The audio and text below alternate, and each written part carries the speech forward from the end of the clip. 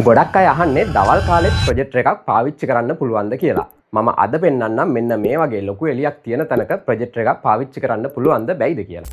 ඔයාලට මේ පේන විදිහට මම මේ ප්‍රොජෙක්ට් කරලා තියෙන්නේ V1 ප්‍රොජෙක්ටර් එක. ඒත් එක්කම මම ALR ස්ක්‍රීන් එකකුත් මේ විදිහට යූස් කරලා තියෙනවා. ALR එහෙමත් නැත්නම් ambient light rejection ස්ක්‍රීන් එකක් පාවිච්චි කරන්නේ මෙන්න මේ වගේ එළියක් තියෙන වෙලාවක ප්‍රොජෙක්ටර් එකක් පාවිච්චි කරද්දී. සාමාන්‍යයෙන් ඒකෙදි වෙන්නේ අවට ආලෝකය රිජෙක්ට් කරලා ප්‍රොජෙක්ටර් එකෙන් එන එළිය අපිට කෙලින්ම පරාවර්තනය කරන එකක්. ඒකෙදි මෙන්න මේ වගේ හොඳ ක්වොලිටි එකක් ඔයාලට බලා ගන්න පුළුවන්. ගොඩක් අය කියන කතාවක් තමයි ALR ස්ක්‍රීන් වල viewing angle එක ගොඩක් අඩුයි කියලා. ඒක මම හරියට පෙන්නන්නම් කොහොමද වෙන්නේ කියලා. ඔයාලට පේනවා ඇති මම ප්‍රොජෙක්ටර් එකත් එක්ක සාමාන්‍යයෙන් කෙලින් වගේ තමයි ඉඳගෙන ඉන්නේ. එතකොට මට වීඩියෝ එක මෙන්න මේ වගේ හොඳ ක්වොලිටි එකකින් බලා ගන්න පුළුවන්. මම පොඩ්ඩක් ප්‍රොජෙක්ටර් එකත් එක්ක ඇන්ගල් වෙන්න. මෙන්න මේ වගේ තැනක ඉඳගත්තාම මට මෙන්න මේ වගේ ක්වොලිටි එකක් හොඳට බලා ගන්න පුළුවන්. මම දැන් මෙතන ඉඳලා තව ටිකක් ඇන්ගල් එක වැඩි කරනවා. මෙන්න මේ විදිහට.